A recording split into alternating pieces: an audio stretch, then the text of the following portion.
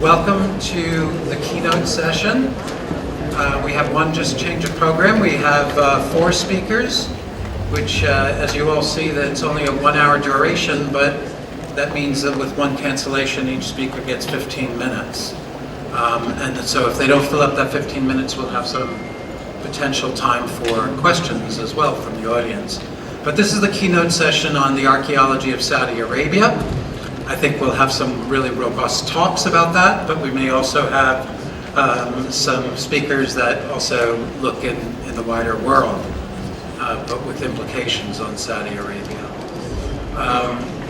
With that, I think we can just start kicking off right now with Professor Jeff Bailey, who is giving us a talk. His title is The Archaeology of Coastal Settlement and Dispersal, an Arabian Perspective. Your Royal Highness, distinguished colleagues, friends, fellow archaeologists, I've been working in the kingdom here on the archaeology since 2002. And in that 15 years, I've seen this remarkable transformation in the volume of activity and research and understanding about the history and cultural heritage of Saudi Arabia, and have contributed something to it as well. And I think this convention is a very fitting symbol of progress so far.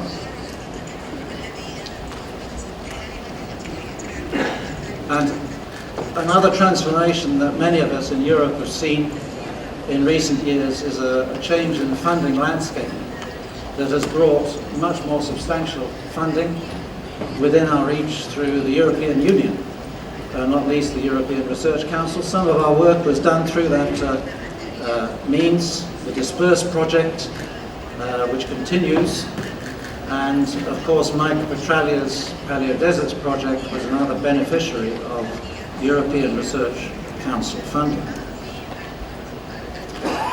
I think all of us have come to appreciate that the Arabian Peninsula, so far from being a cultural backwater, has actually been at the very heart of many of the earliest developments in human history. And in particular, this grand narrative of human dispersal out of Africa, which is a 2 million year story. And Arabia is right there at the heart of this narrative. And the Red Sea coastline and the western margin of the Arabian Escarpment are the gateway out of Africa, the primary interface between Africa and the rest of the world.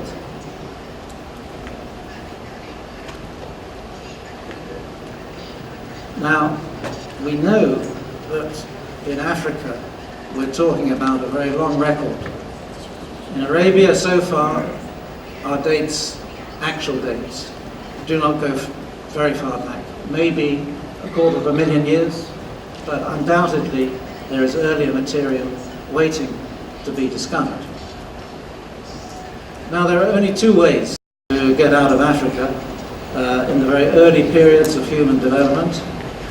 One through the Sinai land crossing, the well-known route, and the other across the southern end of the Red Sea, which now appears to have been quite a viable pathway for very long periods. Crossing the Mediterranean has not been very easy to do, and there is no decisive evidence for it until very late in the human story.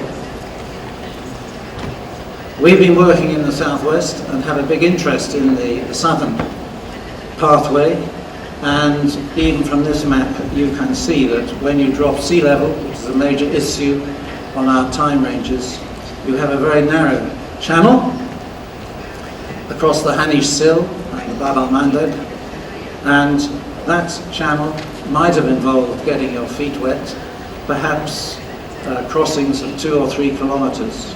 But this is not a barrier, a significant barrier. And we know from the geometry of that channel and modelling of sea level change that that narrow crossing has been available for hundreds of thousands of years, for at least 40% of the sea level cycle. And we know from DNA studies recently that Papio baboon populations in Eritrea and southwest Saudi Arabia are related, and the DNA indicates that they did that crossing maybe as early as 200,000 years ago. And if baboons can do it, certainly humans can at any period in our evolutionary history. The Hanish Sill, by the way, is the key shallow area, rather than the Bab el-Mandeb. Today it's 30 kilometers to cross. That's a challenge, unless you have those. Sea level change is a major hang-up, and you can see from this diagram that sea level has been low for most of human presence on this planet. I won't go into all the details, but at the present day we are seeing only a very small fragment of land that was available for occupation over previous millennia, going back 100,000, 200,000, half a million years. And if you're particularly looking for coastal sites indicating evidence of shell gathering and fishing and marine resources, you're only going to see them in those green blocks on that diagram, not the red, or very little. And it's no surprise that we see lots and lots of coastal sites from about 6,000 years ago onwards, very little in the interval, and then a significant number of coastal sites showing evidence of marine exploitation at what we call marine isotope stage 5E, the last period of high sea level, the last interglacial. And we are missing a huge amount of evidence which is now underwater. And in our own fieldwork area in southwest Saudi Arabia and Kharasan Islands, we have, as in many other parts of the world, an explosion of shell mounds where people were fishing and shell gathering and hunting at about 6,500 years ago onwards. We have over 3,000 of these sites in the Kharasan Islands. I've worked on these sites in most other parts of the world, and this is one of the most well preserved and one of the most significant concentrations of this type of site that I know of anywhere in the world. We also have earlier Stone Age sites associated with that earlier period of high sea level. Dr. Inglis talked about this earlier today. Without benefit of pictures, here's one of them. And Professor Sinclair is also talking later this meeting about the early material in southwest Saudi Arabia. But we're pretty sure we've got good connection between stratified sites and dates of the last interglacial. But of course there's the gap in time between the later sites and the earlier sites, 100,000 years, and a gap in space. There you can see Al-Burq is that early Stone Age site. Kharasan Islands have all these fantastic shell mounds. And then that light blue area is an area of landscape that was available for human occupation during periods of low sea level. And that's the geographical gap. And we need to know what is going on in that gap. And we've devoted quite a lot of our time to exploring that underwater landscape. This is quite a new type of research. Europe is leading the way thanks to funding and concentration of expertise and research networks like this one, which I led for 4 years with my Greek geoscience colleague Dimitris Sakellariou. And we've been experimenting with this sort of investigation in the southern Red Sea, using ships, some big, some not so big, divers, and remote sensing.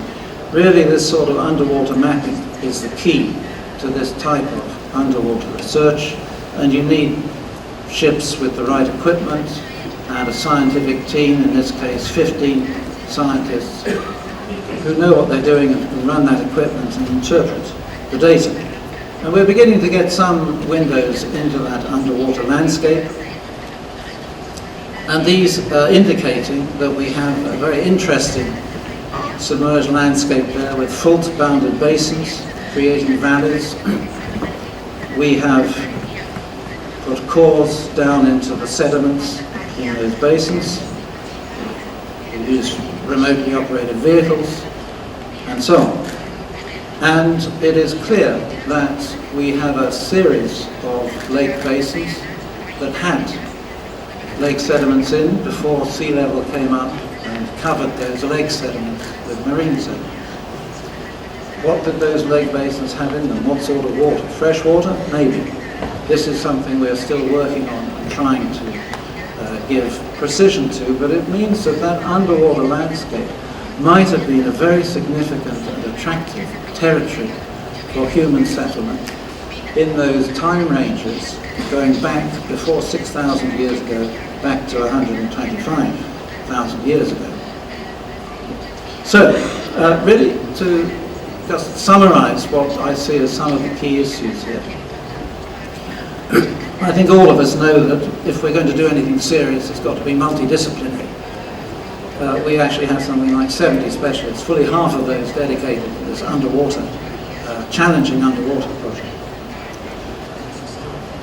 We're also moving into an era, in my view, where research is becoming increasingly multinational, collaboration across national boundaries.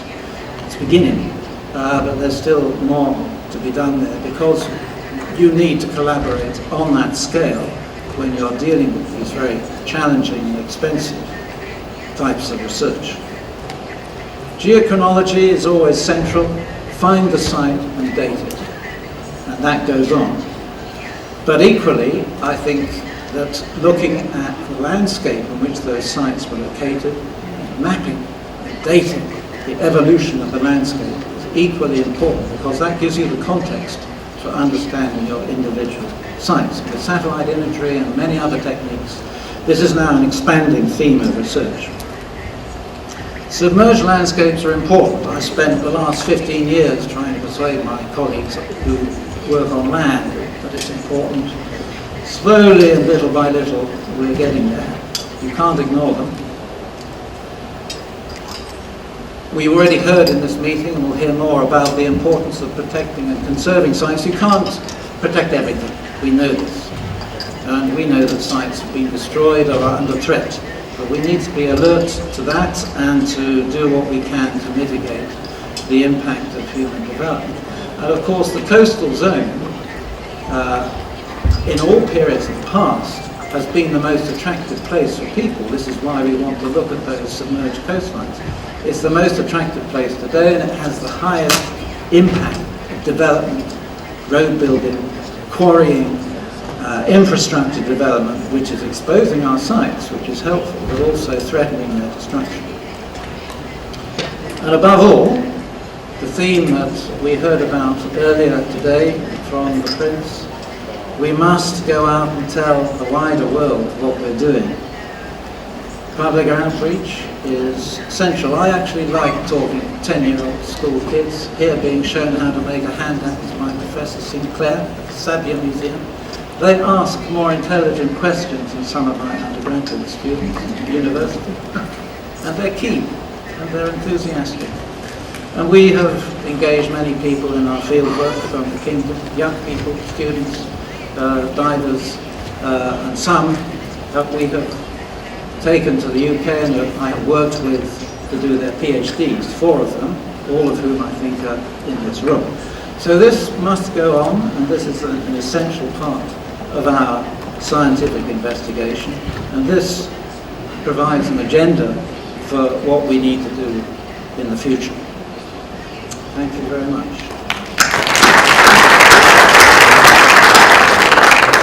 We have 1 or 2 minutes while we change over. I don't know if anyone has a question for Professor Bailey.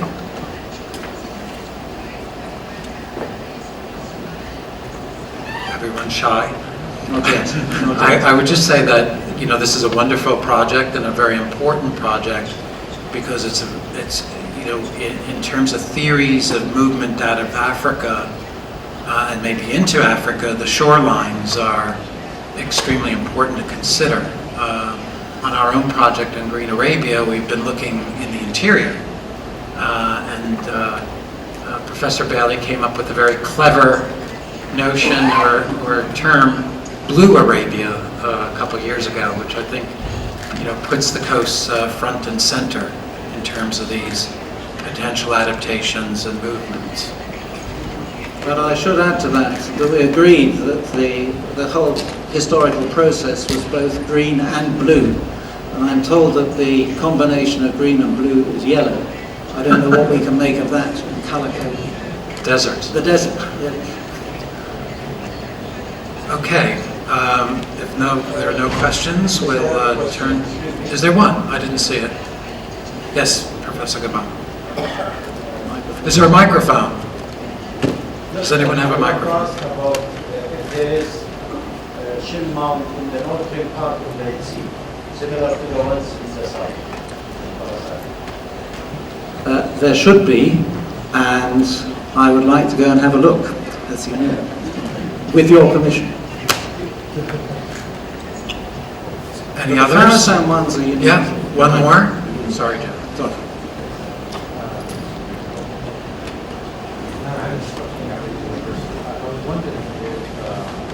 I don't think we can hear you. Can you hear him? Are there any locals, like the student bodies or local universities, like the state, who are just getting the chance to acquire the knowledge while you're doing your research? Yes, there are.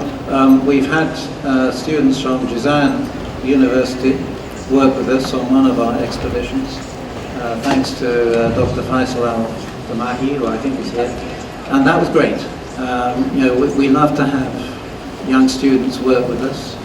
That's part of our mission in life, and I would welcome more of that. And of course, we like to talk to the local people. They want to know why we're there, and we should tell them. And we would like to do more of that. We have tried to do some of it, but there is more to be done.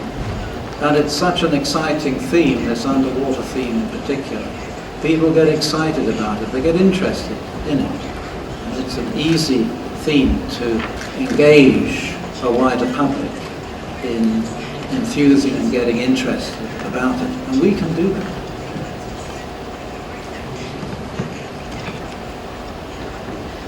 Okay, with that, I think we can turn to the next speaker. Thank you, Joe. Was it not? You have to really raise your hand because we can't see it. Where is it? Thank you, Professor Gray, for your interested talk.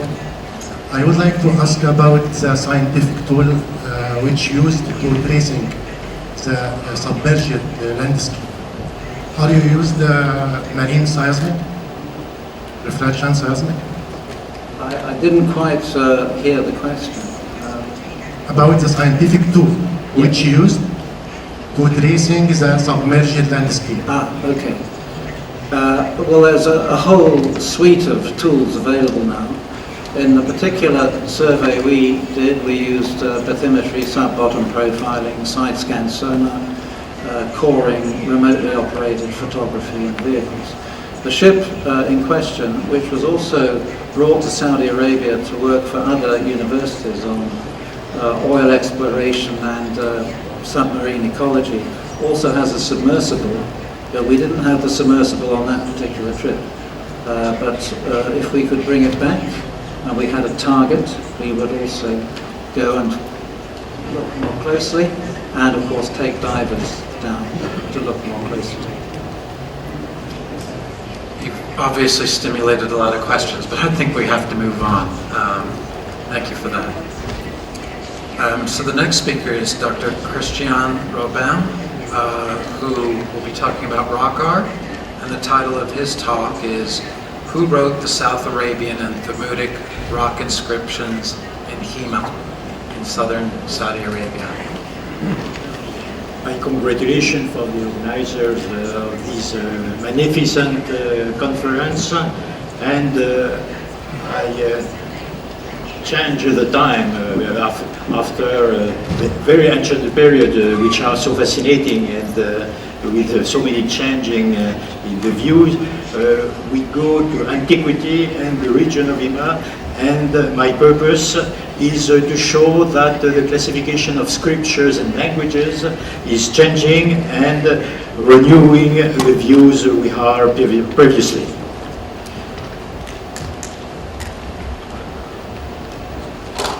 Hima is in the southern part of the kingdom, not far from the frontier of Yemen, and we are doing prospection in this region since approximately 10 years after the works of Philby Rickman-Slipens, and of the Japanese mission at the beginning of the 2000s. The region is about 100 kilometers square. I go rather quickly because we have a time quite limited.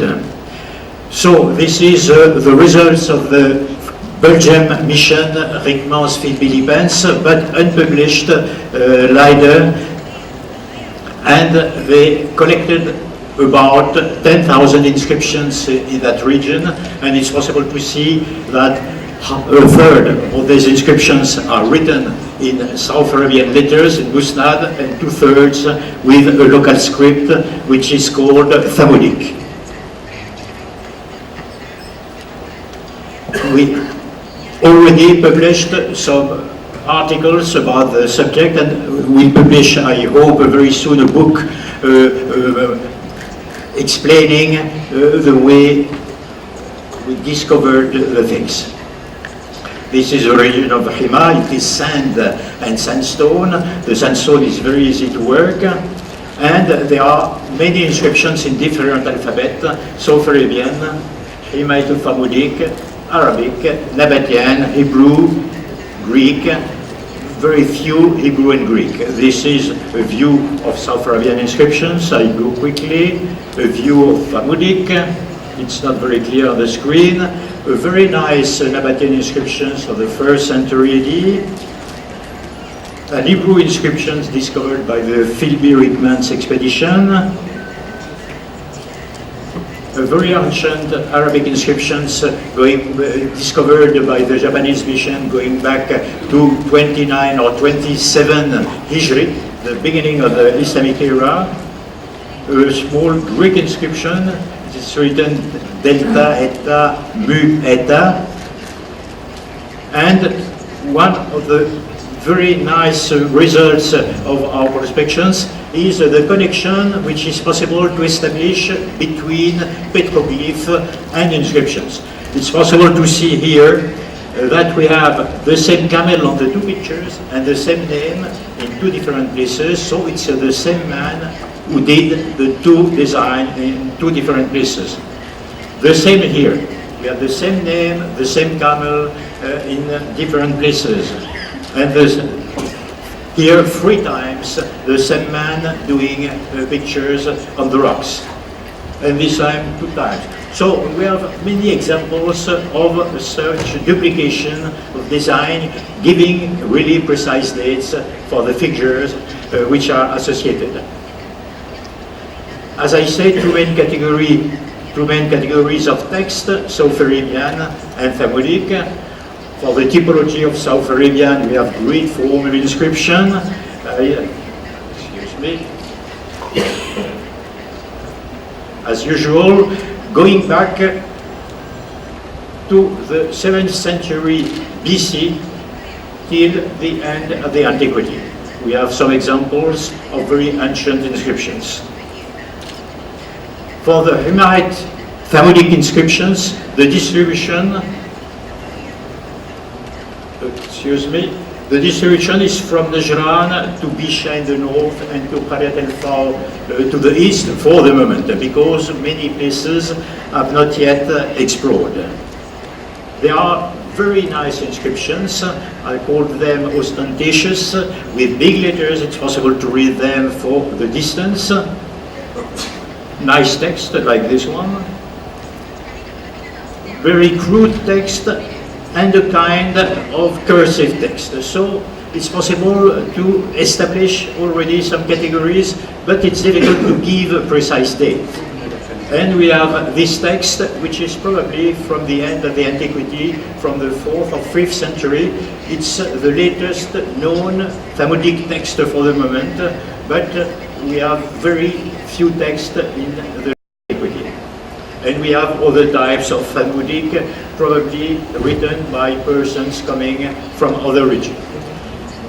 The hypothesis of Jacques Mars worked the first alone on this text was that there were first Talmudic texts, and since the 3rd century AD, Himyarite text in connection with the conquest of this part of Arabia by the Himyarite king. Now it is clear that it's not true at all. There are many South Arabian texts in Musnad which are previous the Christian era. It's founded on paleography, but paleography is rather sure for most of this text represented here and many others. So the main question is to know who are the authors of this South Arabian text. According to Jacques Mars, they were foreigners circulating in the region. He was not wrong because we have many texts showing long distance origin, like Hadramaut, Saba, Qidar in Dumat al-Jandal, Hagar in Eastern Arabia, a king of Saba, and some princes of Yemen. I show you some of this text. This one is very interesting because it's a man called Hareth, Hada, he guide, Ayran, the caravan, Yemeniyatan wa Shamiyatan, Bejaish bet Hadramaut. So we have the mention of the caravan going north and south and recalling Ilaf Quraysh in the Arabic traditions and Rihlat Shita wa Rihlat Saif with the two movement of caravans. Here Sabaean, here Feishad, which is a main tribe inside Saba, here Qidar, which is in the north of the Arabian Peninsula. So we have many people coming from different parts of the peninsula and especially from Saudi Arabia. And also we have the records of armies circulating in this part, and this soldier called the Tamim left his figure and his name in Masal in Central Arabia and twice in the region of Najran. This is the second one. A more careful examination of the text shows that the text with the origin of the authors the number of this text is very small in comparison with the rest of the documentation. And in the rest of the documentation, there are two clues showing that the authors of the Talmudic text and the authors of the South Arabian text belong to the same population, speaking Arabic and having the same divinities. For the definite article, it's Lam in many names, like this one, Mar al-Qais. This one, Mar al-Azza. These two texts are in Talmudic. Here we have Abd al-Qais in South Arabian. Here, Abd al-Azza, which is in South Arabian. We can see the same article in the two categories of text. For the mimation and for the diphthongs is the same. We have here two texts in South Arabian. Once, the first one without diphthong, and the second one with diphthong. And we observe the same phenomena in the Himyarite text. It's a little bit technical, but here we have Haf'am and Hawf'am. So we have many instances showing that the rules of the writing in the two scripts was rather the same. Here it's a mimation, the meme at the end of the word, which is very common in Sabaik, in South Arabian. And here the same name in Himayt, Thamudic, repeated once without the meme and the second one with the meme. The same man writing his name in two different ways. The vocabulary is very similar in the two languages. I don't enter the detail. And the divinities are the same. Allah, Allat, Al-Uzza, Manat, Yahuth, and we have no name, not a single one, with a Sabaean god in a theophoric name. So the connections between Saba, Himyar on one side and Nejran in the names, theophoric names, are completely absent. Thank you.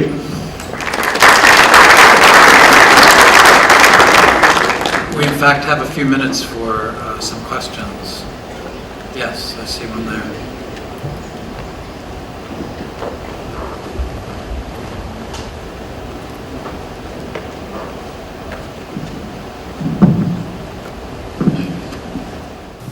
Very nice lecture. I really appreciate it.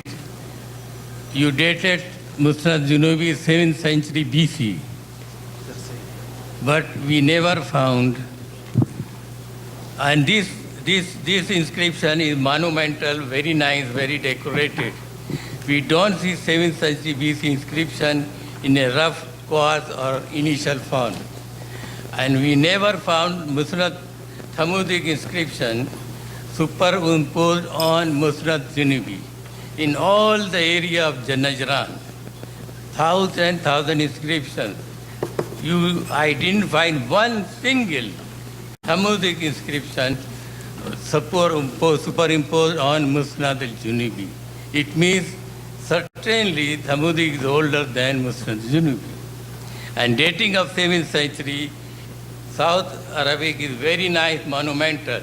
We don't see any evolution, any early form of Musnad al-Junubi. But in Thamudic, we have many stages of development that we don't find in Musnad al-Junubi. Thank you. Thank you. The problem of the chronology is not very easy and, in my opinion, has to be built on new basis. The first one, in many graffiti, we have weapons, guns. So these guns evidently are from Ottoman period or later. And probably half of the graffiti in the region of Nejran are of Islamic period. For a big part of them, it is completely sure. For a part of them, it's hypothetical. The gun is a good reference, giving a clear difference between these two periods. Another tool who can be used is the use of the Arabic script.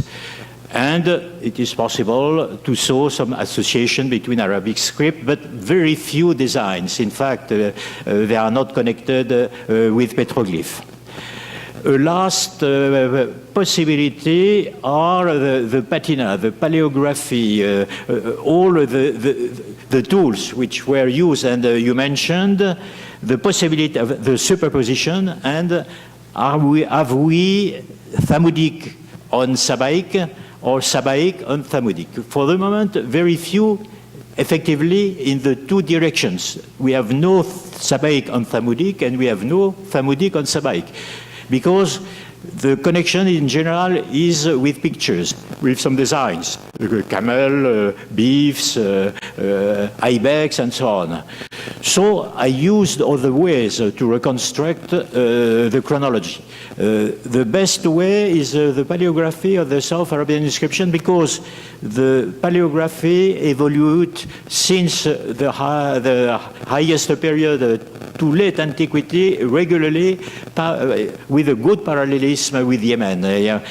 We have all these inscriptions of Yemeni giving the clue that it works like that. So it's possible with the probability of 1 or 2 centuries to give a date to perhaps 10% of the well-done South Arabian inscriptions.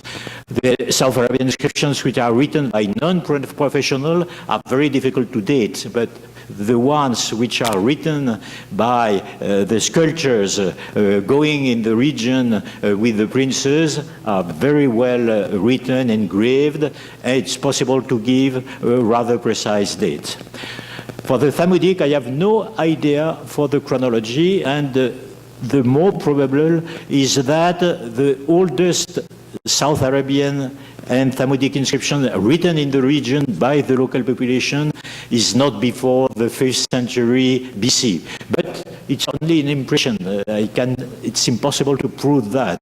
And the end of the Thamudic is very difficult also to precise. In the north, it's the 3rd century AD, the latest date completely sure we have. In the south, apparently, but it's not completely sure, the Thamudic was used till the Islamic period, but for the moment, the clues are very weak. We have time for one very quick question. Is there a quick question out there? Anyone? Well, I see, based on the program, that it seems to me that rock art studies are really booming. But we thank you for this wonderful work on inscriptions, because I think you've really moved the field forward. Thank you for that great talk. Okay, we can switch over to the next speaker.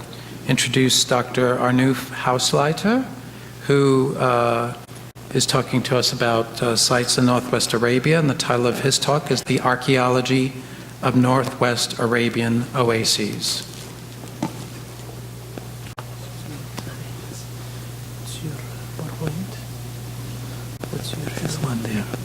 And I think the last speaker hasn't uploaded yet. This is right? This is mine, thank you. How do I get it? I don't know. Okay. Or right or left? Thank you. Right. Okay. Your Royal Highness, Excellencies, ladies and gentlemen, friends and colleagues. In my presentation in this session on the archaeology of Saudi Arabia, I shall develop some thoughts on Arabian oases, in particular those in the northwestern part on the peninsula. Our own joint research at the oasis of Tema started in 2004 as collaboration between the Saudi Commission for Tourism and National Heritage and the German Archaeological Institute.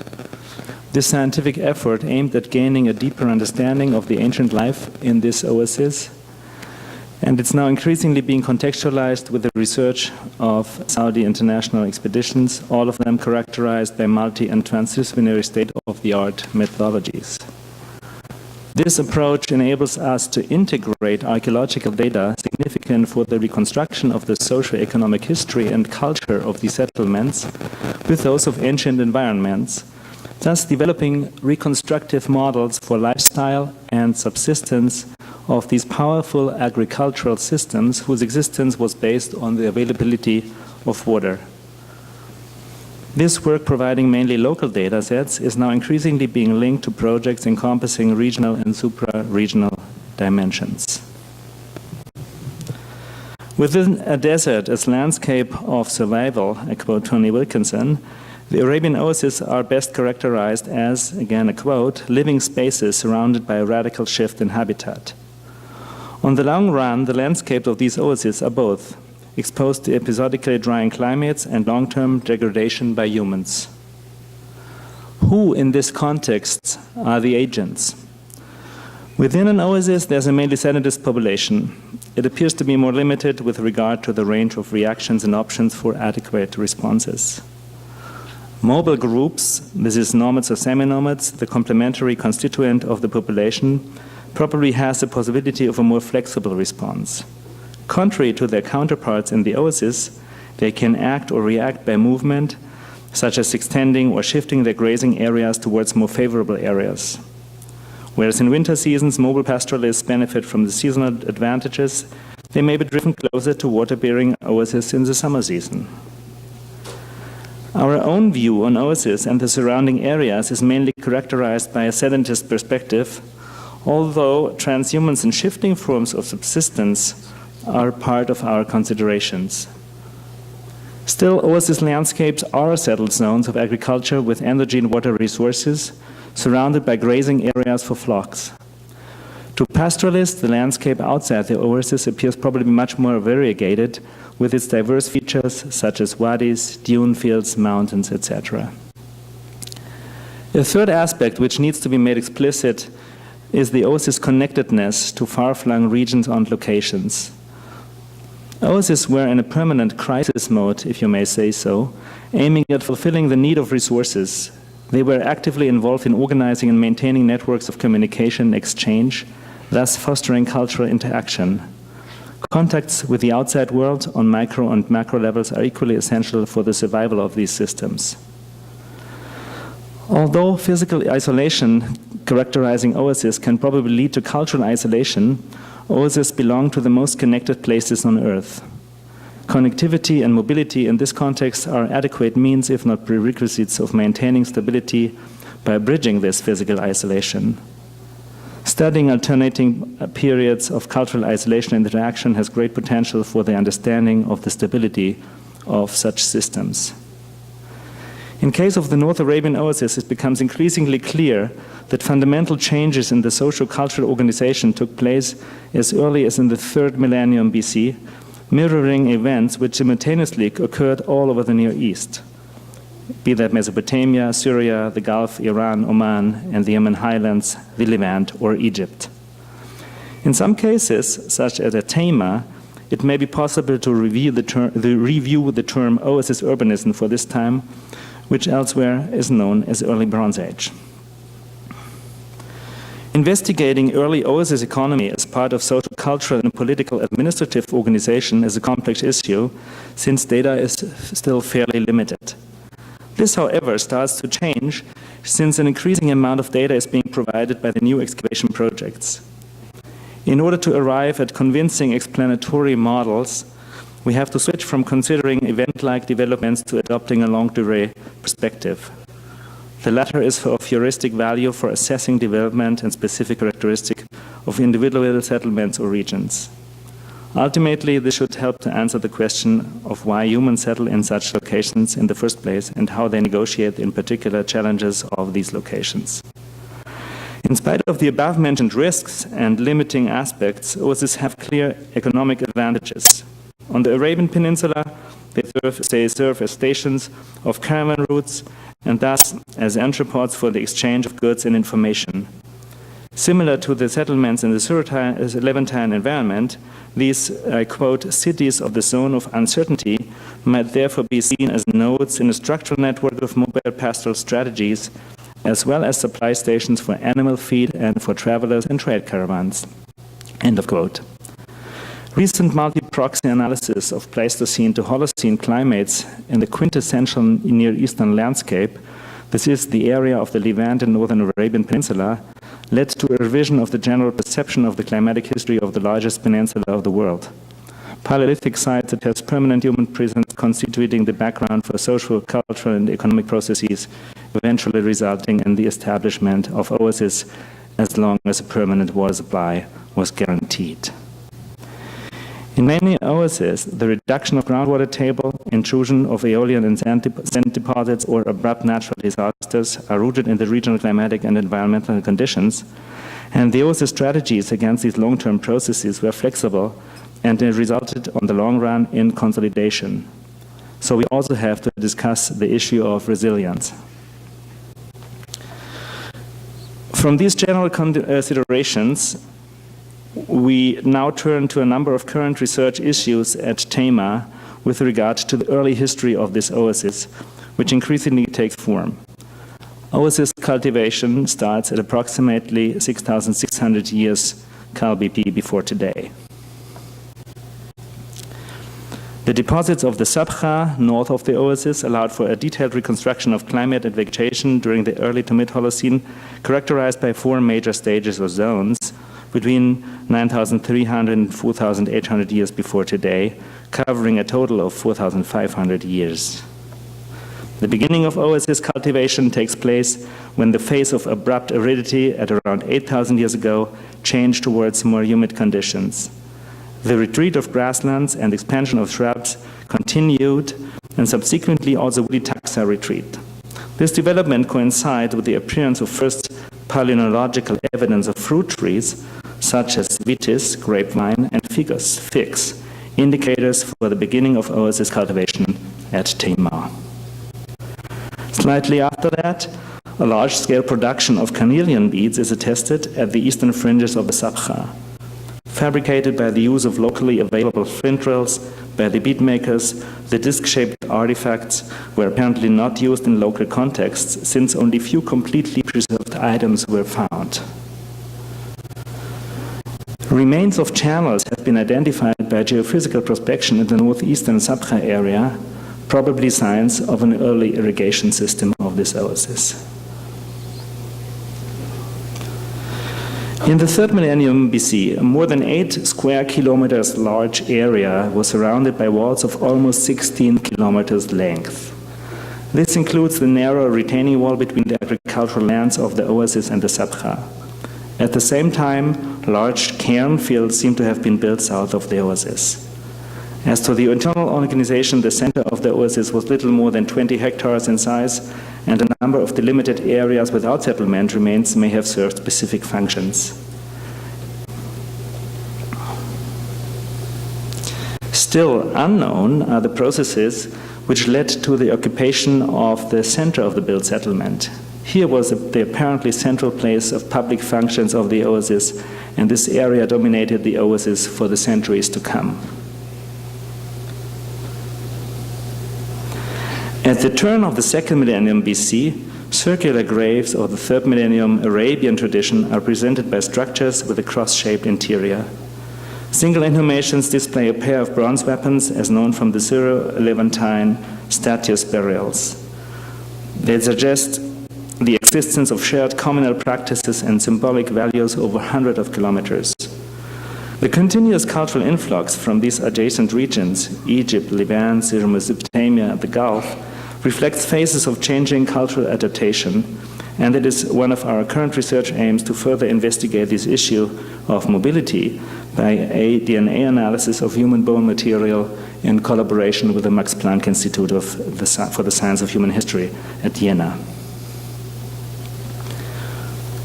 Archaeometallurgical analysis of material from these contexts proves that copper for the production of these weapons originates either from the Eastern Mediterranean, the Levant, or the Arabian Peninsula, such as Oman, suggesting a far-reaching terrestrial trade network for copper, which can be contextualized with other trans-Near Eastern trade networks of that time. So far, there's no evidence for metal production at Tamar, but the evidence at Khoraya seems very promising in this respect. This material supply continued throughout the late Bronze and early Iron Age. This metal resource network evidences the autonomy of the oasis in choosing from several options for obtaining raw materials. And it is also clear that the economic network survived major crises, such as the late Bronze Age collapse of the palatial economical system in the Eastern Mediterranean. Let me conclude with a last consideration. Based on the current evidence at Tamar, the introduction of the date palm, as well as that of the domesticated dromedary, is not attested before the end of the late Bronze Age, respectively the early Iron Age. Together with the absence of incense in these early periods of oasis economy, and there was a paper by Barbara Huber earlier this day, a completely different picture of the Arabian oasis emerges from the pre-Iron Age periods. Metal trading or producing agricultural centers connected to the so-called outside world, of which, according to my view, these oases were part of. If our conclusions are correct, the interest of Egypt, the Levant, Assyria, or Babylonia in Arabia and its oasis expresses the attraction of this region and its cultural and economic achievements, which are rooted in autochthonous developments long before the famous incense road had been established. Let me finally add that we are grateful to take part in such exciting and groundbreaking research. Thank you very much. All the speakers have been keeping to time, which means that we have a couple minutes for some questions. There's some questions.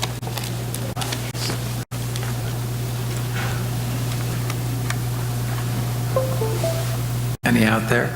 I would just say that Northwest Arabia is indeed, I think, a very important area, and I'm very happy to hear you talk about the Paleolithic too, because I think this is a crossroads for millennia. It goes way back in terms of very early history, but the oases are very important, obviously, in the Holocene as well, as exchange systems, as people are in contact with people in Africa and the Northern Territories. So it's great to see the research going on, and in terms of team up, but also the wider world. I would just like to add that I'm observing that after 14 years of research on site, and that I mentioned at the very beginning of my talk, it's interesting now to see that we submerge from stratified deposits to a more general view, and I see that, for example, our two projects are coming closer to each other, not only in chronological terms, but also from what we are dealing with. Yeah, definitely. Absolutely. Is there one? Yeah, one more? One more? Yes? Go ahead.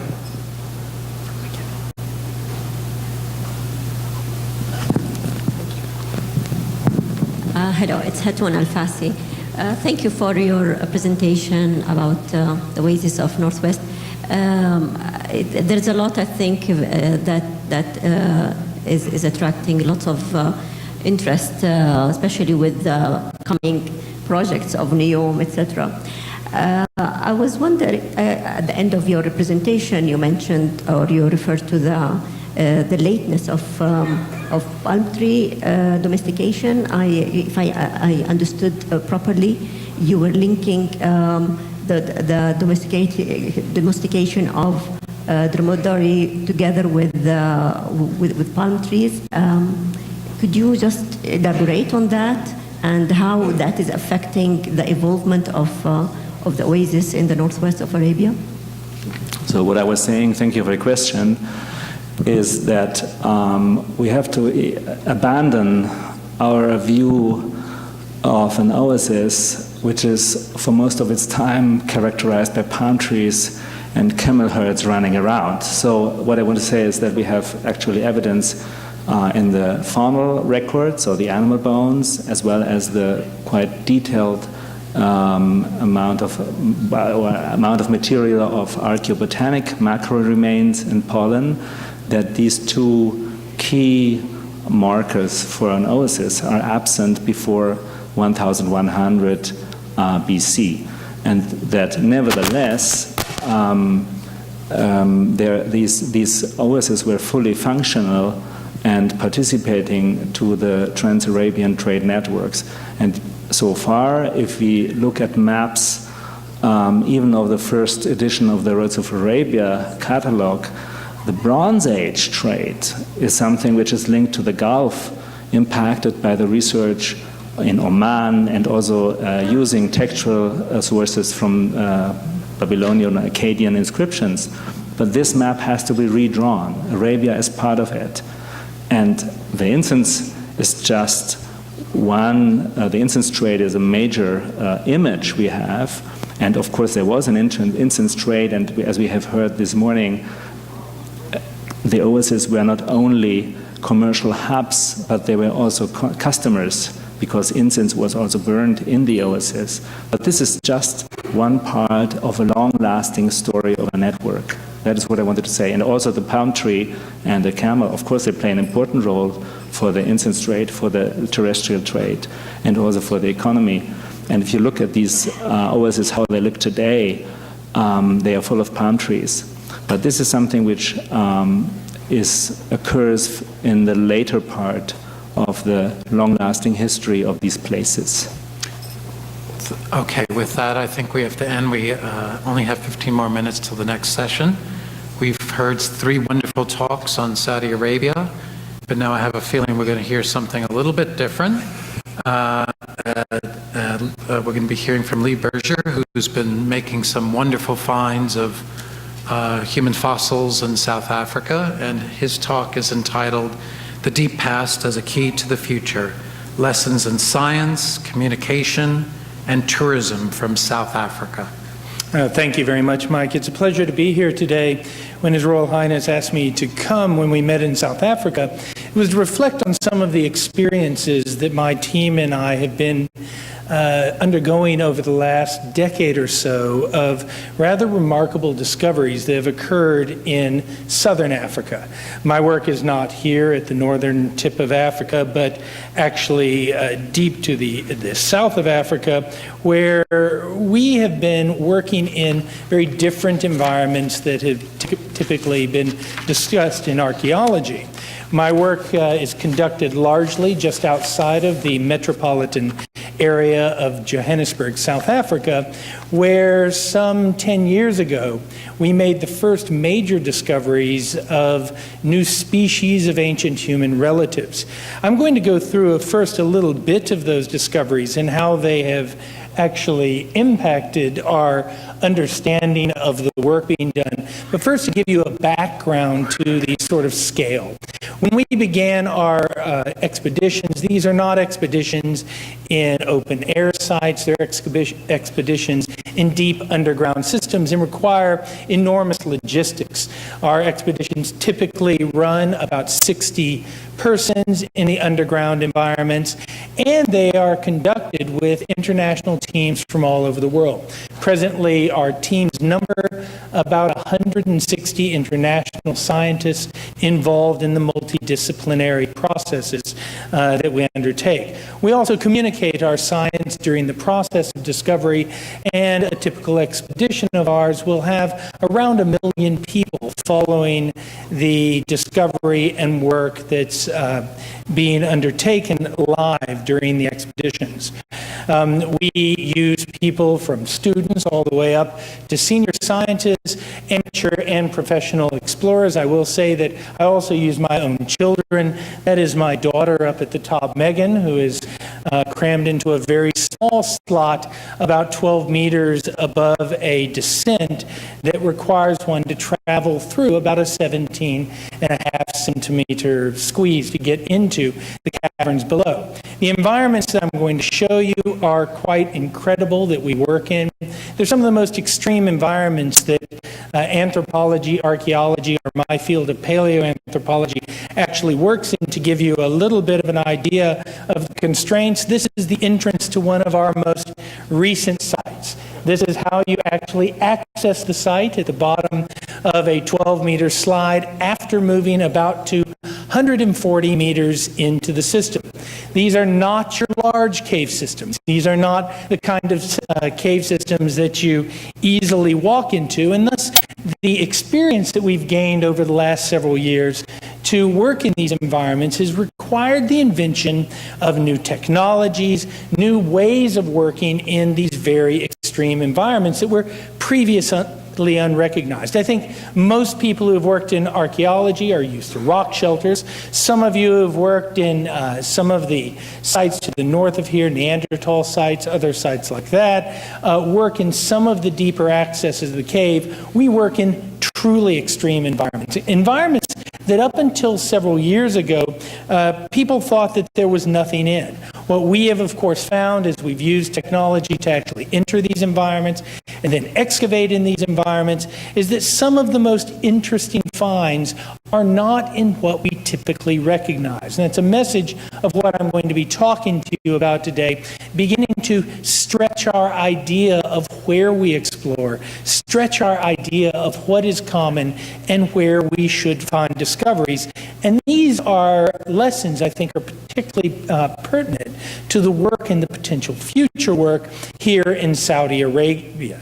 Everything from the way we get into the caves, to the way we discover caves, to actually the way that we excavate and map has to be modified for these extreme conditions. And so we use things like lasers and white light scanners to map beyond the traditional archaeological or paleontological work. This work began with a recognition back in 2008 by me that there were more sites in the regions that we work. We work in dolomitic limestones, very similar karstic situations that you have across the center of Saudi Arabia. We also work in sandstones to give you some idea, when I began this work using satellite imagery and developing a key to discovery, there were about 130 known localities, of which 14 were fossil bearing in the region that I'm working. This is what the area looks like now. There are over 1,000 sites recognized, and that's all been in a period of 8 years. In fact, the majority of these were discovered in an intensive period of research over about 6 months. Our sites range from small holes in the ground like this. These are previous lime mines, or they're sinkholes that have actually appeared. In this particular one, a site called Malapa that I had worked within a kilometer of for 17 years. In 2008, my then 9-year-old son Matthew made the discovery of a fossil hominid, an ancient human relative, that would lead to one of the richest discoveries in the history of paleoanthropological sciences. This skull would be discovered, a 2-million-year-old fossil human relative. It would lead to further skeleton discoveries, and over a period of about 3 to 4 years, that site would become one of the richest sites ever discovered in the history of the search for these sort of more ancient, these deeper roots of humanity. Even more surprising, perhaps, about 3.5 years ago, in a deep underground chamber. This is, in fact, a chamber at the end of that squeeze where you saw one of my explorers descending from a 17.5-centimeter squeeze. This chamber existed. Inside of that were remains of what would be a new species, some of the most complete remains ever discovered. Here's a hand and a foot of what would turn out to be a new species of ancient human relative we would call Homo naledi.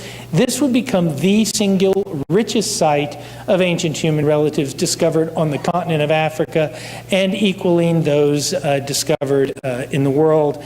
A very strange creature, very primitive, with very small brain, but walking upright like we typically would relate to the many species like Australopithecines and early Homo. We have since found more chambers, in fact a second chamber. We've just come off of expedition 4 weeks ago where we found a third chamber with the remains of this remarkable species, and its behavior is of extreme interest. Even more interesting, its anatomy told us it would be very, very ancient. In fact, the actual dates found that it was very, very young. In fact, this population of this new species was about 250,000 to 350,000 years ago, a time when we thought that on the continent of Africa there was largely only modern human Homo sapiens. This is not a Homo sapiens, it's something different, something much more primitive. Technology has allowed us to look into these systems in new and novel ways. 3D mapping, which I'm sure you're all familiar with, we've been able to take to more extreme areas. These type of maps are not of great surprise to archaeologists like yourselves who work on the surface. You have to understand that these maps are created 40 to 70 meters underground and in environments that are sometimes as narrow as 7 or 8 centimeters, requiring both extreme skills on the part of people and extreme skills on the part of the technology being implied. We get to actually do very cool reconstructions. This is a combination image of both 3D digital mapping done with lasers, white light scanners on the interior, as well as combining that information with ground penetrating radar, LiDAR, and then surface scanning of the environment that allows us very precisely to not only map the greater systems, but to map everything within these systems. We've had to devise new methods of working in the field due to the richness of these discoveries, bringing our laboratories to the field, processing much of the material live in the field as they're discovering, as well as new ways of analyzing these materials in the laboratories. This has allowed us to bring together these very large multidisciplinary teams. As I said, now our teams number about 160 scientists working on these projects, and that's allowed us to be very productive. We have had a policy of creating the science first, if you will, and this has allowed us to be very, very productive with scientific output. Averaging from this team around 16 to 25 refereed scientific papers per year over the past decade of publication research on these discoveries, including 3 special editions of Science and 4 papers in Nature, among the many other articles. We've also worked intensively on the public communication of these discoveries as these discoveries are made. The studies of these ancient, this deep past of human history is of great and wide popular appeal, and so that when the announcements are made, worldwide press is often given to these discoveries. And it's something that we encourage, because it is through this worldwide press that we not only engage people in the general world, the global media, but also our governments in the form, this is our Vice President receiving a cast of one of the recent discoveries. His image would appear above the fold on the Wall Street Journal after these were taken. You can see that there's intense interest at these announcements. The reason I'm telling you that is part of the importance of what we see is not just the science that comes out of these, but the public communication and the public sharing, which brings resources into all the other areas of allied sciences. This includes the support of organizations like National Geographic. This research has appeared on the cover of National Geographic, New Scientist, Scientific American. There have been popular books about it. Almost every medium that you could imagine, including television documentaries, cover this research, and you can see that some of it was actually on the cover of the New York Times when we announced. Why do I emphasize the publicity so much? Because that publicity is important for the continuation and the expansion of resources related to science. And this type of science is the science into the deeper past than most of what we have been talking about here, has extreme global interest. It brings the interest of not only scientists from around the world, but the general public around the world.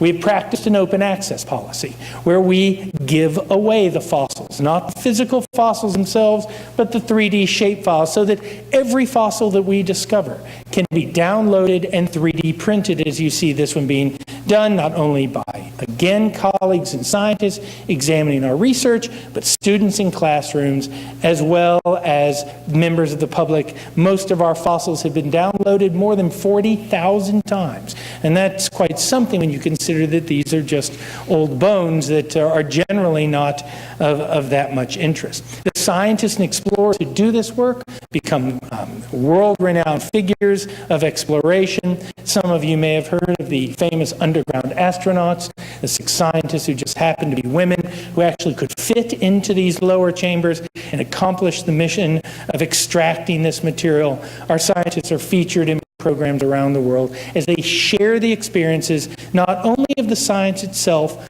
but the adventure of discovery. We use our science to communicate to the public using modern social media and public, so that during our expeditions we are talking to schools and classrooms. We will talk to as many as 250,000 students during an expedition live, sharing with them the discoveries as they are made, taking that mystery of discovery and exploration out of the black box, not being shared with just the people in the field, but with students everywhere.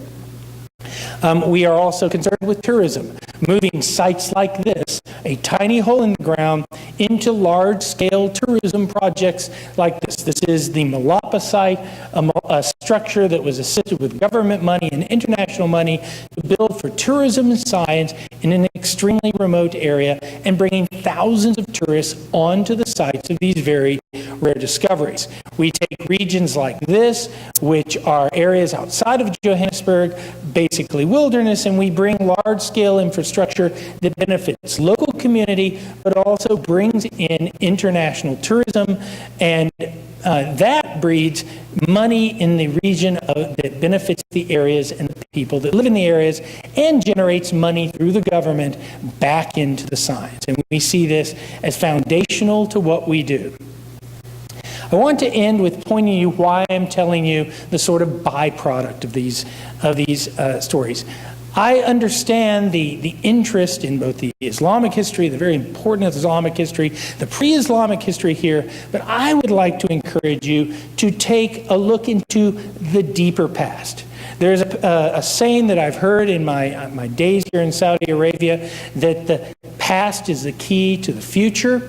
I would say that the deep past is a key to that past you are exploring, and is perhaps as critical a marker to the future of science and exploration. I believe that you have an exploration gene here. I think it is clear in the image of Your Royal Highness, as he is an explorer by heart, to explore the potential. You have these caves. You have these type of systems, and they remain largely unexplored. Yet there are things to be found.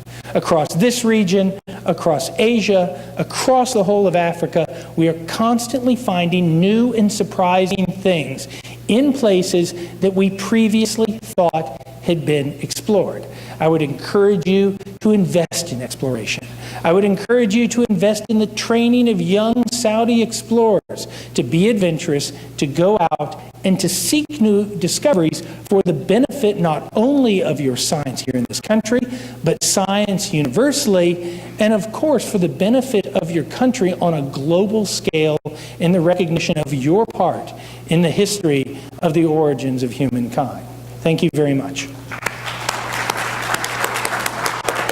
Okay, with that, I realize that we're way over time now, and I know other sessions have already begun, but I want to thank all four speakers for really brilliant talks and very exciting, obviously what's going on in Saudi Arabia, but also what we can take from Lee's fantastic work going on in South Africa.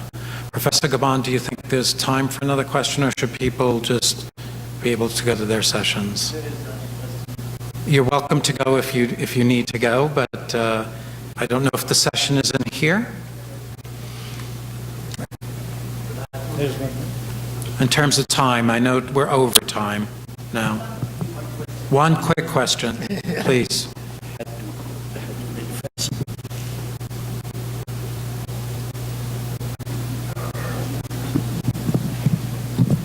Okay, Hatun Al-Fasi again. Thank you very much for this interesting sharing of your discoveries. I was wondering whether you had the chance to examine the discoveries that were found in Saudi Arabia, in north of Saudi Arabia, Shwehtiya. The discoveries were that the oldest human finding dates back to 1 million years. So if you could give us your views on that. And Lee, if we could answer that quickly, I'm told Yes, we need to go. the answer is that I've not had a chance to analyze that. I'm very interested in it, and I think that potential is just the beginning of a greater potential across the entire region. The discoveries must be here. Thank you very much.